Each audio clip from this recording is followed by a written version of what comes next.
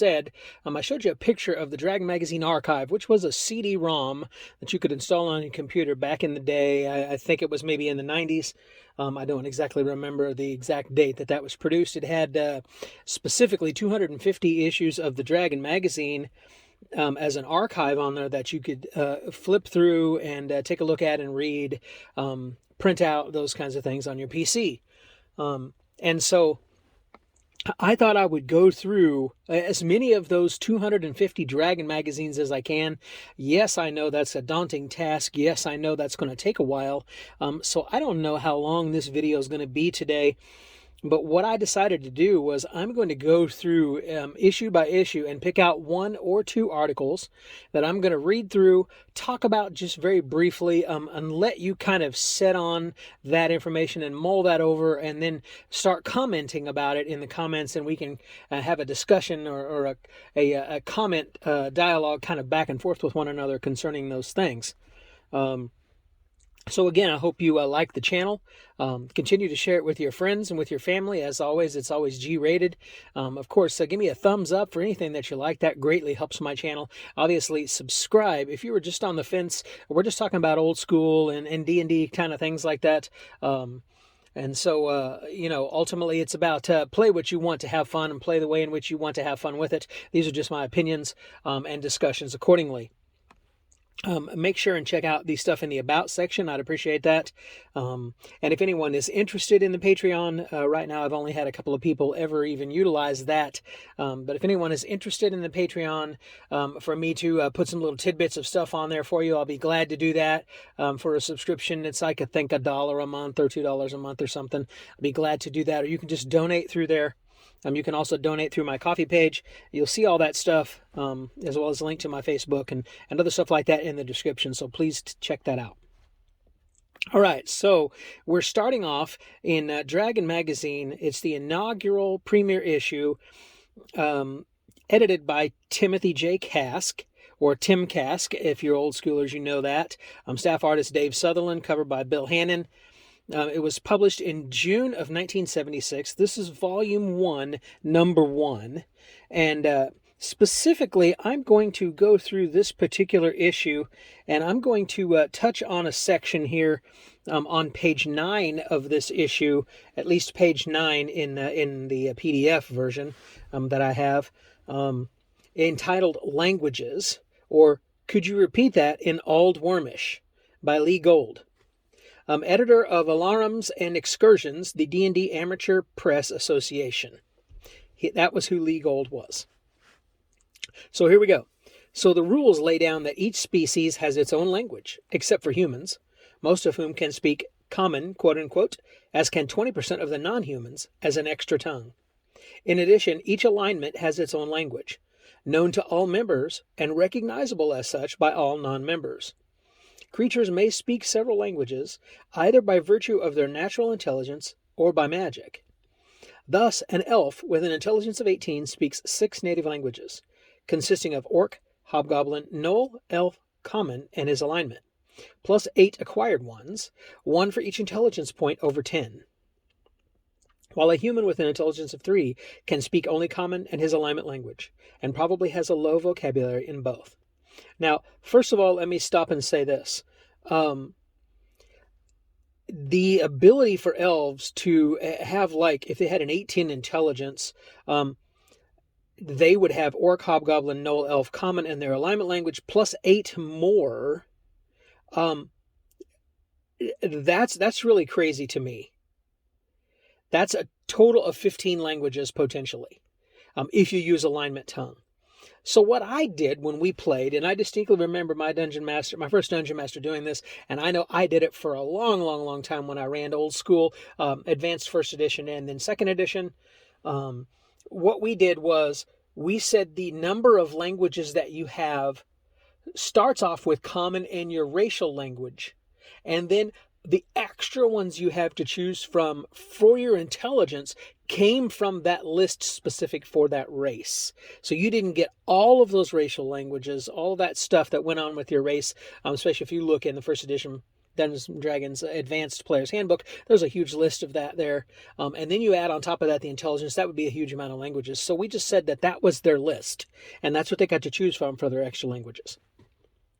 All right. The other thing that is mentioned here is alignment language. And we're going to get to that here in a minute. So the next paragraph says this: magic is useful in extending one's language ability. A cleric can acquire the ability to speak the language of any animal, and a first-level spell has been proposed that would allow a third-level thief or any magic user taking it to speak any language in which he had found an inscription that he could read. The thief has an 80% ability to read languages. The magic user would have to carry the read languages spell in order to succeed. Extra languages may also be acquired as a divine or magical favor. There's one San Francisco area mule who now speaks Japanese as a favor from a monkey god, so that he could communicate with his 9 intelligent Japanese-speaking master. And one of my own dumb clerics was given the ability to speak Where Saint Bernard as a gift from a rather eccentric wizard. He hasn't found anyone else who speaks it yet, let alone Where Saint Bernard, but he's still looking. Finally, let us look at the common language. As mentioned before, the rules lay down most humans and some 20% other creatures and monsters know it. I doubt if they speak it with the same accent or even quite the same manner or vocabulary.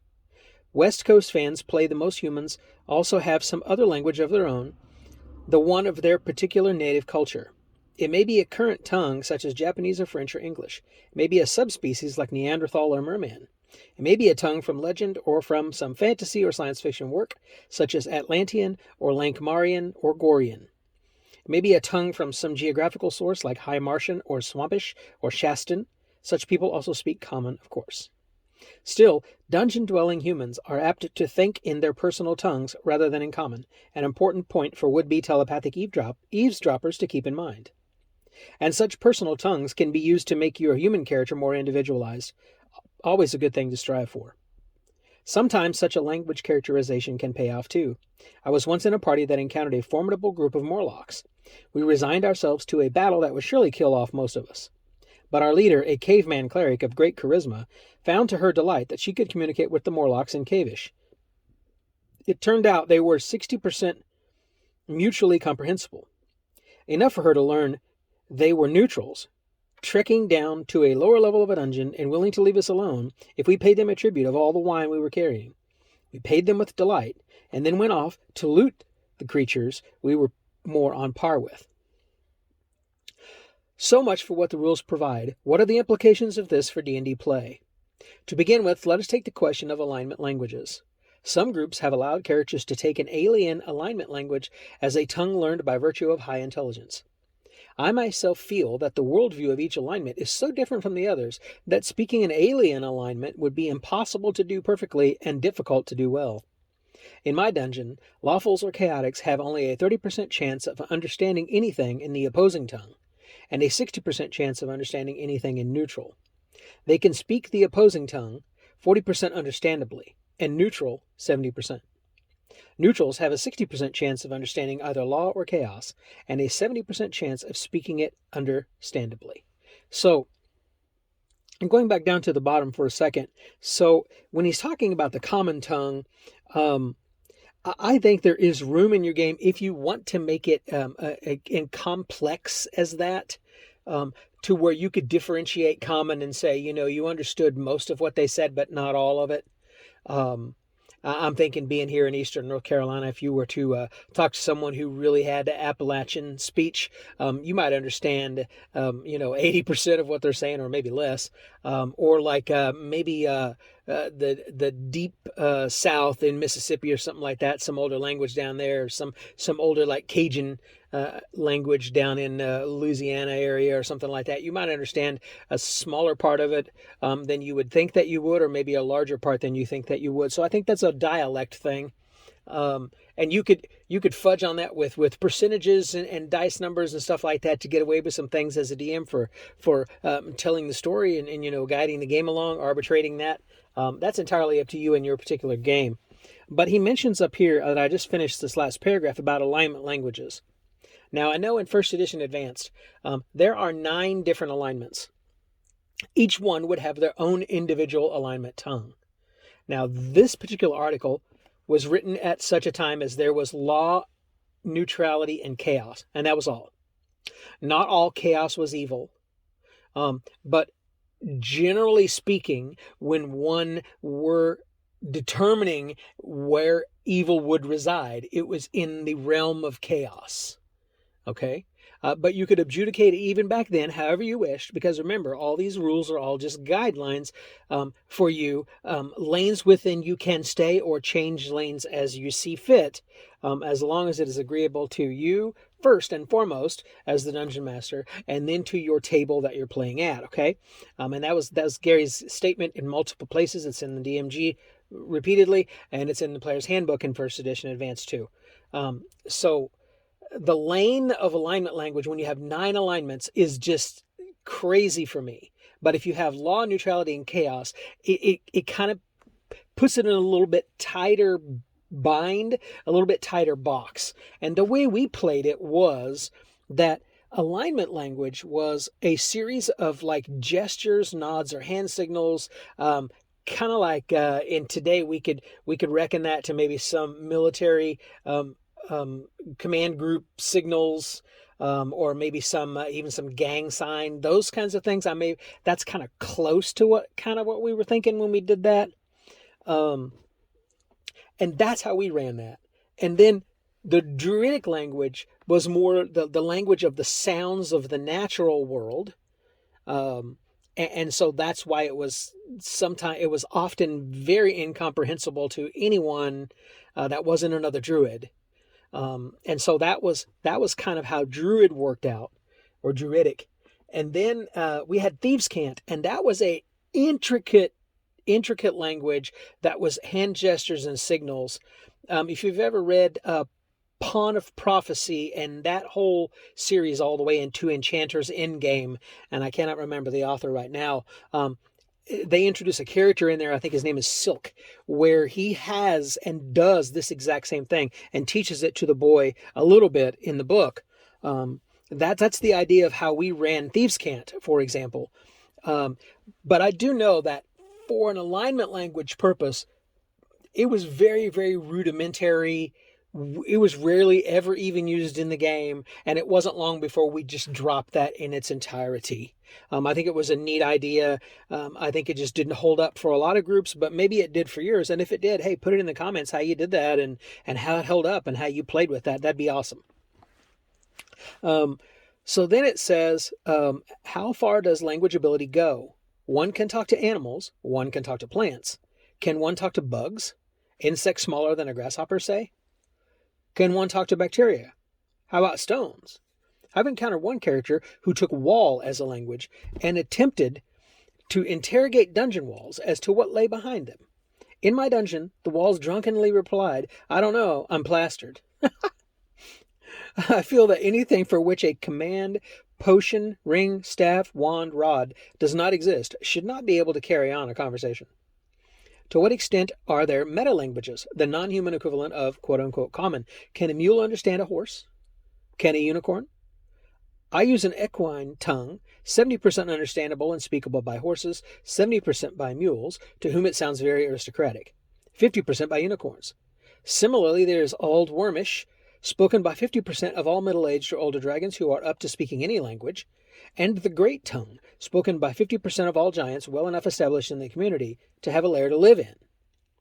I also play that lycanthropies have an 80% chance of understanding common, though they cannot speak it in were form, and a 40% chance of understanding the language of the species they resemble in were form, though they cannot speak it in human form.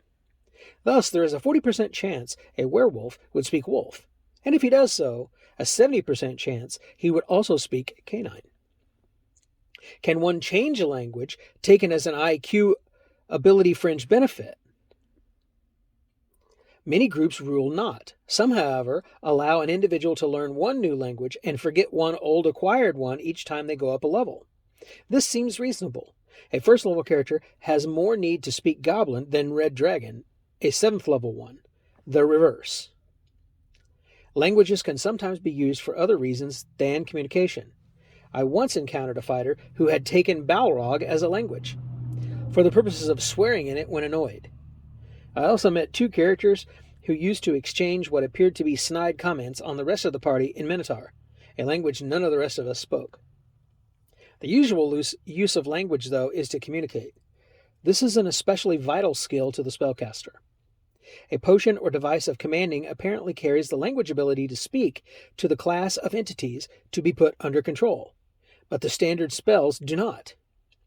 Little use can be made of a charmed or held enemy if there's no way to give them orders or interrogate them or save through sign language. And mute phantasmal beings are always less convincing than vocal ones. The ability to speak to the party's mule or to a character's own mount may also be valuable at times.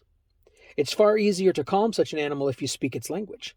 Learning mule can be a far cheaper way of inspiring a pack animal not to run away the first time it meets undead than having to spend 250 gold pieces for training it or 150 gold pieces for buying barding for it, so it won't feel so vulnerable. I think there's quite a bit of lightheartedness in this particular article. I doubt, and if you know differently, you can tell me in the comments, but I highly doubt that a lot of this stuff was, really very intensely real, really intensely realistic and intensely focused on. I think this is a lot of kind of off the cuff and like some comedy and some crazy wacky stuff that maybe went down in the games from back in the day. Okay. I don't remember in any of our games where we were really stretching and attempting to talk to dungeon walls or to talk to mules, or interesting things like that. That's just me. Okay, one other section in this article that I want to cover, or in this Dragon magazine that I want to cover, is this article entitled Creature Features. And the reason why I like it is because this picture comes from the monster manual from the advanced first edition of Dungeons and Dragons, which is the Boule, aka the land shark. And I'll just read this creature feature here to you. First of all, the number appearing is 1 to 2, 90% for 1, 10% for 2. Its armor class is -2. It has a move of 14 inches. I'll let you comment about how you translate that into feet if you play that way. We do, but I'll let you do that in the comments if you'd like to do that. Hit dice, 6 to 11, 8-sided dice, of course. Lair is 5%. Treasure is none. Magic resistance is none. It has an attack of its bite, which is its mouth, for 4 to 48 points, and its feet or claws for 3 to 18 points. Well, yes, that's because it's digging through the ground and the stone. And that would be extremely difficult to encounter as a first level party. It would be a TPK, pretty much guaranteed. But it's a really cool piece of artwork here on page 19 in this particular magazine. Here's what it says for the write-up. Thought to be extinct until just recently, this horrifying apparition was crossbred from armadillo and snapping turtle stock. It has the vicious disposition of the turtle, with the speed and digging ability of the armadillo. When full grown, they can dwarf a Percheron, being from 9 to 11 feet tall. By the way, if you don't know what a Percheron is, take a look at that in the Monster Manual. Somebody can throw up a link to the picture of that if they happen to have that. That'd be cool.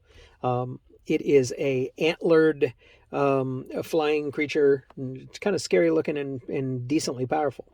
But anyway, so they're 9 to 11 feet tall. They are very stupid, making them all the more dangerous and irascible. Their nickname, that of the land shark, is well-founded. They have voracious appetites and will eat nearly anything, alive or dead.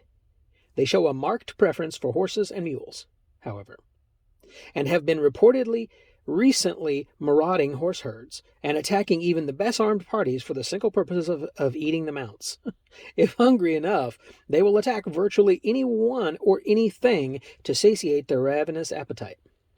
Indeed, the Boule seems to exist for the express purpose of feeding. They will not hesitate to attack and eat humans, though they are not overly fond of dwarves. They are loath to come near elves, alive or dead, but prize hobbits, second only to horseflesh. They have been known to dig hobbits right out of their burrows. So, This tells you that when this was written in 1976, you had only OD&D before OD&D got hit with the copyright potential suit of removing Hobbit and changing it to Halfling. So just a little bit of trivia there that you may have already probably known. And I like that they were going to dig hobbits right out of their burrows. I just think that that's morbidly comical. They can jump up to 8 feet with blinding speed and are masters at stalking silently and nearly impossible, 90%, to surprise. So if you can imagine this massive creature here on page 19, this boule picture from the monster manual, 9 to 11 feet tall, and it's jumping with blinding speed up to 8 feet. Yikes. When fighting, their primary method of attack is with their awesome jaws, said to be capable of biting the largest charger in half. Their claws are also formidable weapons, and when cornered or wounded, they can strike with all 4 feet, though they normally favor the front 2. The boule, pronounced boule, has only 2 semi-vulnerable spots. The eyes are armor class 4, but very small compared to the overall bulk of the monster. The other is the underside of the hinged portion of their back. The only time this area is exposed is when they raise their crest, something seldom done except in the fiercest of fights. This softer area is AC 6, but only about 1.5 feet square. The scales behind their head are highly prized as shields, and their teeth are said to be extremely valuable. They are never found underground. They are very rare, and only mated pairs, if such exist, will share the same territory. No young have ever been sighted. The smallest ever seen are of the 6 Hittite variety. No one knows how or where the young are born or hatched. Wow, so that's a huge amount of scary stuff, a cool amount of inspirational stuff, and it doesn't give you every single solid detail so that it's totally fleshed out, so it gives you plenty of room to make it as cool as you'd like to make it as cool in the environment that you're running, the wilderness or whatever that you're running it in. I really like how the old monsters are written in that particular way. They're not so detailed out that basically it leaves little to nothing of the imagination. And by the way, although I love the new artwork in the new systems, I think this old artwork speaks to me for the same reasons. It's not so artistically and digitally done, and not that they're not awesome, but it's not so done in such a way as you have a lot of room for interpolation and extrapolation as to what yours actually looks like and how it kind of actually functions. That's the old school game thing. I just really like the idea of that. Now we're going to switch over to the next one, which is the Dragon Volume 1, Number 2. And this was in August of that same year, 1976. Again, same editor. And if we take a look at this particular one, there are a couple of articles in here that I'd like to touch on as well. And if you have anything to say about that first one, again, please leave that in the comments. I'd love to read your different comments and respond back and forth with you and have like a little bit of a dialogue kind of back and forth about these particular things that I'm reading from these. This one, I'm going to start with the creature feature from this one because I really love this creature. And when I first started DMing, I actually ran this creature entirely wrong because I looked at the picture and thought one thing, and the creature is actually something else entirely. But we'll go ahead and take a look at it. So this creature feature here, which starts on page 21 of Volume 2, is the Remoraz, or the Remoraz, however way you want to say that, because I don't know that there is a particular pronunciation in this particular section here at all. So it's however you want to say that. All right, so the Remoraz has moved 12 inches. Its hit dice is 6, 10, or 14 8-sided dice. Whoa. Its percent in layer is 20%. Its treasure type is F. It has a bite for 3 to 36 points of damage. And it has a breath for 3, 5, or 7 dice of fire damage. Now, there's where I made my mistake. So when I look at the creature, the picture from the monster manual kind of gave me the impression that it was a polar creature. So I initially ran this as a polar worm in a polar environment using a cold breath, which I suppose there's nothing wrong with that. But when you actually read more detail about this creature, it's actually not that type of creature. It's actually a fire-based creature that just looks like it could be polar. And of course, comment on this if you have more information in regards to the monster manual entry, because this is the old entry that first started way back again in 1976. So it morphed from then to the beginning of first edition Advanced D&D. So share that in the comments. That'd be cool. Magic resistance is 75%. Wow. So you had a really good chance of being completely ineffective as a magic user against this creature. It does have low intelligence. It doesn't say exactly what the range is, and its alignment is, of course, neutral. Number of appearing is 1, or 1 to 4 if in the lair. I can't imagine encountering 1 to 4 of these.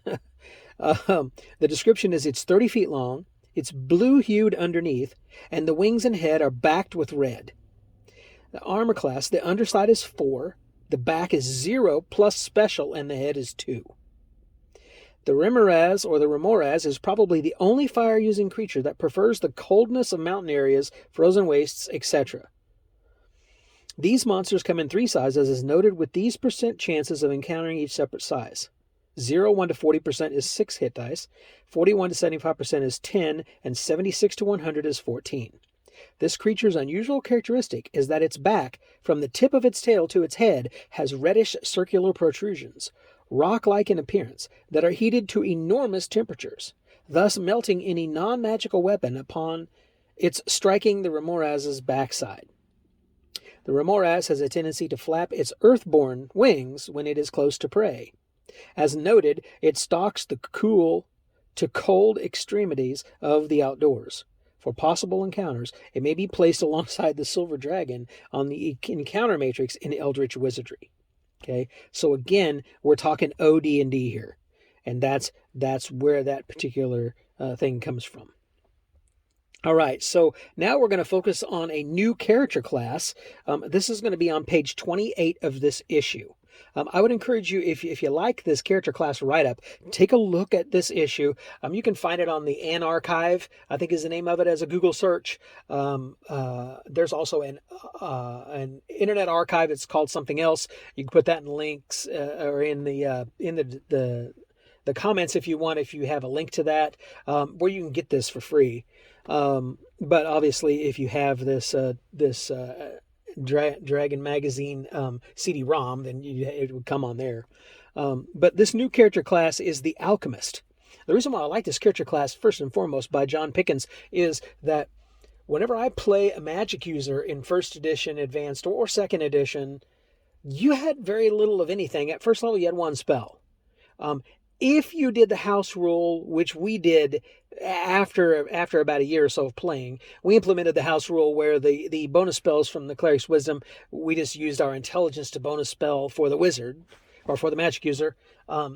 You might have 3 first level spells, none of which are going to be so suitably powerful that it's going to be game breaking in any way, shape, or form, even if you have 3.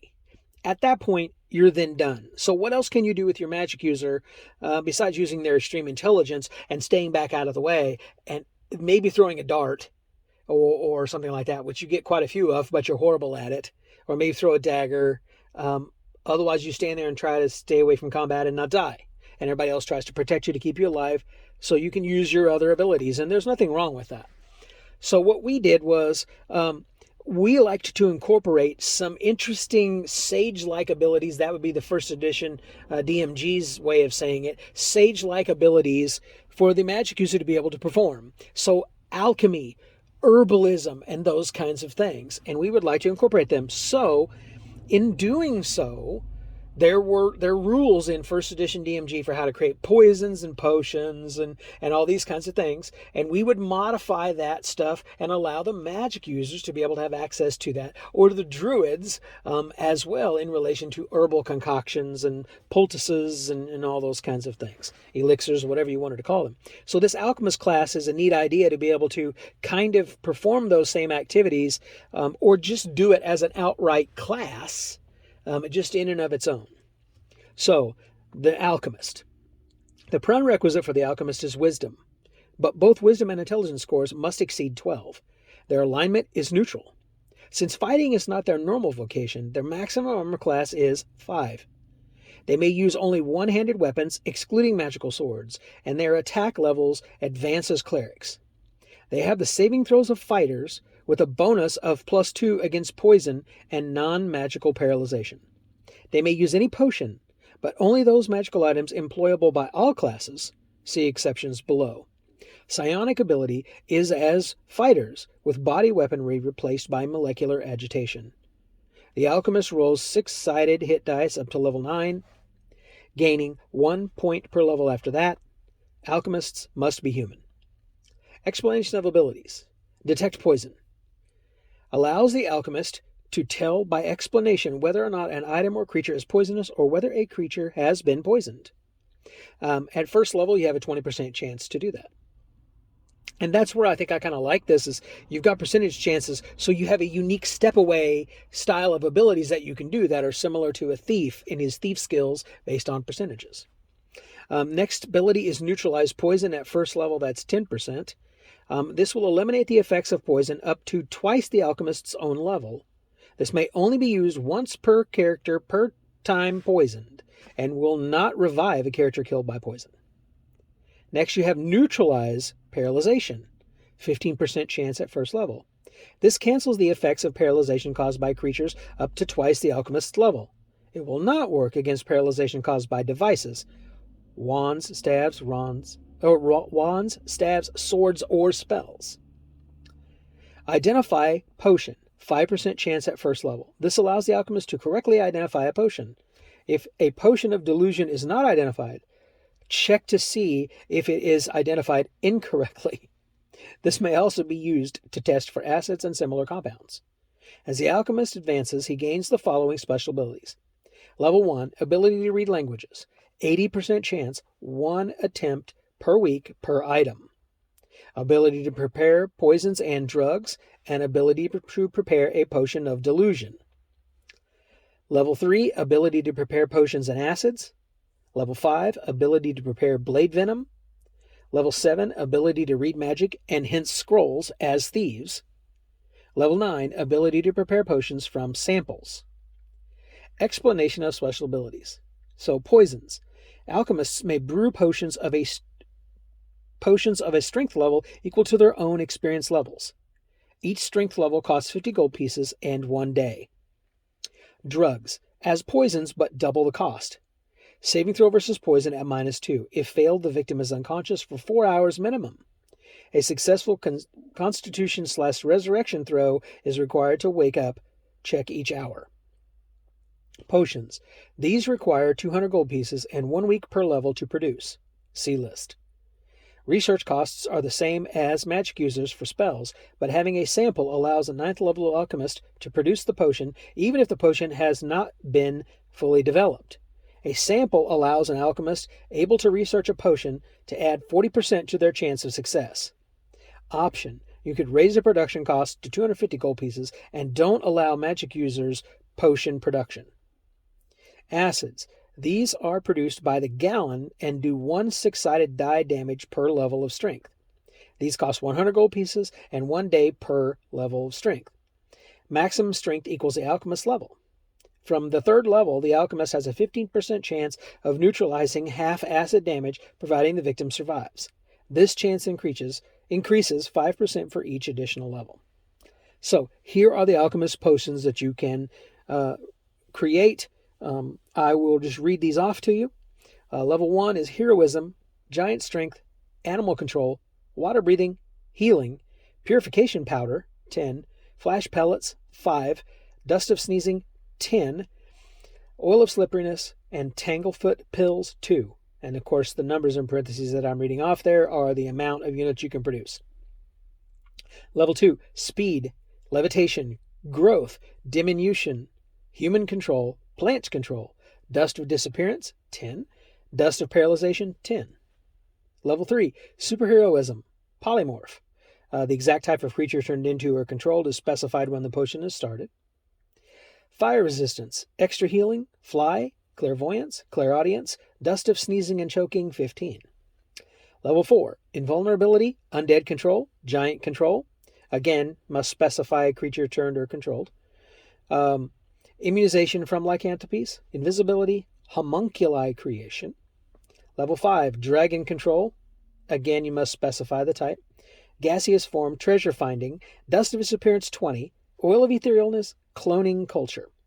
Level 6, longevity, cure disease, regeneration, mind damp.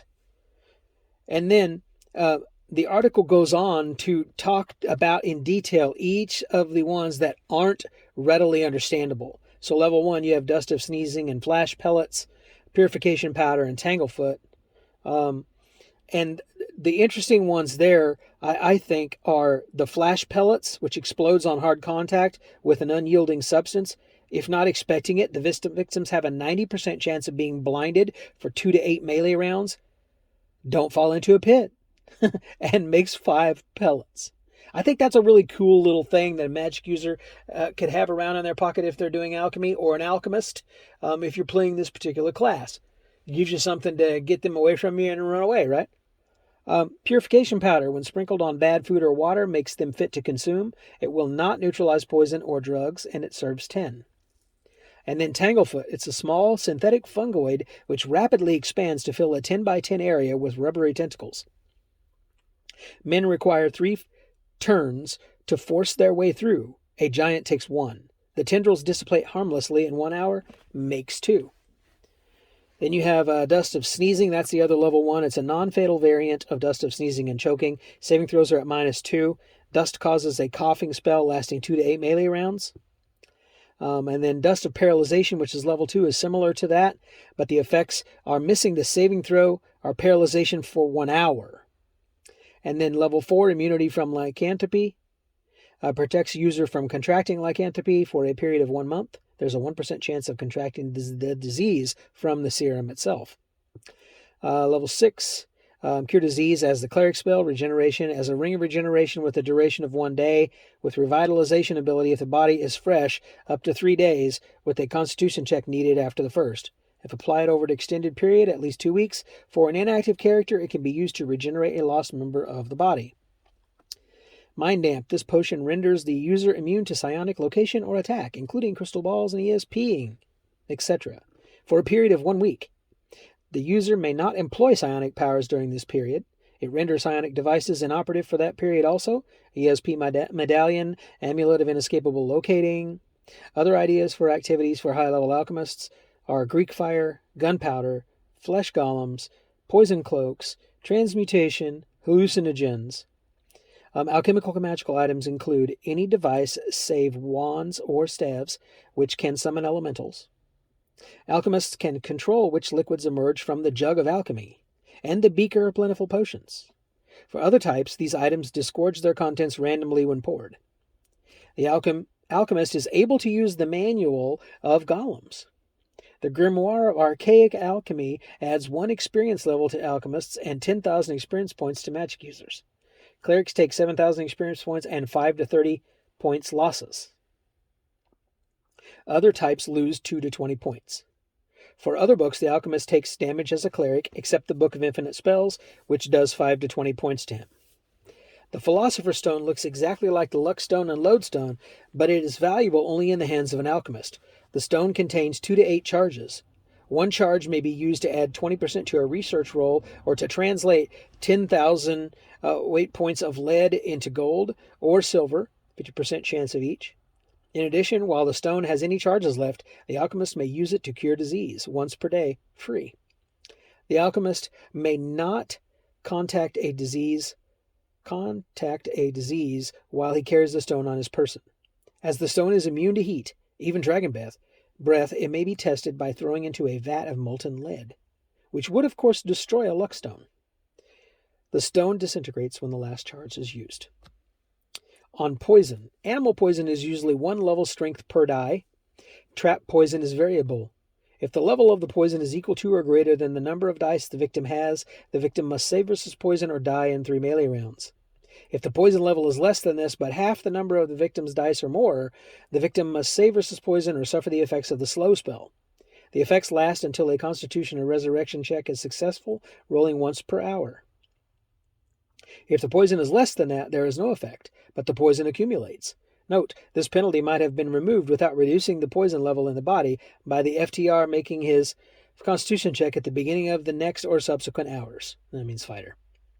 Example, a 7th level fighter is bitten several times by a 3-die poisonous spider. Assume 2 bites and 1 missed saving throw. The fighter is moving at slow speed, 4.5 out of 7.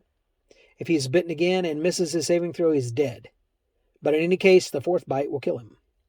Assume a level 1 alchemist attempts to neutralize the poison after the fighter kills the spider. Since the maximum level a first level alchemist can remove is 2, and since 1 bite cannot be broken down, the alchemist can only attempt to neutralize 1.5 levels of poison. If he misses, he may not try again. A successful attempt removes the slow penalty from the fighter. Blade Venom. This special poison for application to cutting weapons costs 200 gold pieces and 1 week to prepare. The victim struck must save versus poison or die in 3 rounds. The venom is kept in vials which contain enough for 3 hits with a blade or 3 arrows. It loses potency rapidly, becoming useless 24 hours after the vial is opened. A batch yields 1 vial. Belladonna, treat this as a half-level strength poison. A large dose of most poisons is easily detectable. Reduce the chance of ingestion by 20% for each dose over the basic one. A rat will usually, 90%, gulp down a ration with level 1 poison, but only has a 70% chance of eating a ration with a double dose of belladonna. For natural elimination of poison, add 1 day to the recuperation time for half-level poisoned, or require a daily roll versus Constitution to remove a level of poison. This is in addition to any time spent recovering from wounds. Optionally, a cleric may be allowed to remove only as many levels of poison as levels of experience they have achieved. Unlike the alchemist, these are subtracted immediately from the accumulated levels of poison in the body of the recipient. So I just thought that was a really cool character class idea that you can incorporate. Many of those rules are, of course, usable or not usable at your leisure. I think some of the things that the alchemist can do, as I said earlier, would be great to give your highly intelligent magic user the ability to accomplish. Also, your high-level thief, maybe neutral or perhaps evil, the ability to do in relation to the poisons. Certainly your assassin, if you allow those in your game, the ability to produce those things. And they have that ability to some extent anyway in the Player's Handbook and Dungeon Master's Guide for 1st edition. But I just think that some of that stuff for Alchemists, that would make for an interesting game to play where you have a lot of character classes that are like that, where you are attempting to go through particular scenarios or adventures together and not go just from room to room to room, combating everything physically that you encounter to kill it dead. I just think that was the old school way because things were so deadly with this system back then that if you played that way, it was almost certainly going to be death for you pretty much no matter what you were playing for quite a while. So it was good for you to have reaction rolls in the game. It was good for you to have someone in the party with a good charisma score to manipulate those reaction rolls, or a magic user or cleric or a druid with a charming spell of some sort to affect the outcome of those encounters in a way, or have some spells that would blind opponents, web up the areas, scatter smoke or darkness in the areas so that you could turn and get away, because the ultimate goal for original old school D&D like this was to be able to go on this adventure, investigate this place, get in, get the treasure, and get out alive. And you got your XP for getting all of that treasure and getting it back to a safe place or holding area for yourself. It wasn't just that you picked it up and put it in your pocket in the dungeon and you got the experience points and then you kept going. You had to actually get it out. There's an old school picture in one of my earlier videos where you see the party members are leaving out of a dark tunnel and you can see them all carrying heavy bags of treasure as they're kind of watching behind them as they're walking out of this dungeon or this ruin out into daylight again. I just think that was a cool old way to play. Again, there's nothing wrong with the new ways to play. If that's your bag at your table, great, cool, play that however you want to, as long as it's fun for you and for your group at the table. no problems whatsoever. These are just my opinions and the ways in which that I really loved to play when we played back in the day. And the reason why I'm covering these different articles is to bring back a piece of the nostalgia of that for you to be able to experience for yourself. Maybe interest you in looking up this CD archive, or interest you in going online and pulling these PDFs down for all the old Dragon magazines, as many as you can find, and read them yourself. Just to bring those old days back a little bit to your memory, if you're an old school gamer like I am, or if you're a new school gamer, to give you some new ideas and to charge some new energy into your games, whatever the case may be. So again, thanks for taking the time to listen. I know this is a long one. They'll all be fairly long because I'm trying to get through 250 issues of the Dragon magazine here. And some of them might be more than 2. We might have to cover 3 magazines at one time and more than 1 article in each one. So we could go over an hour for each one of these easily.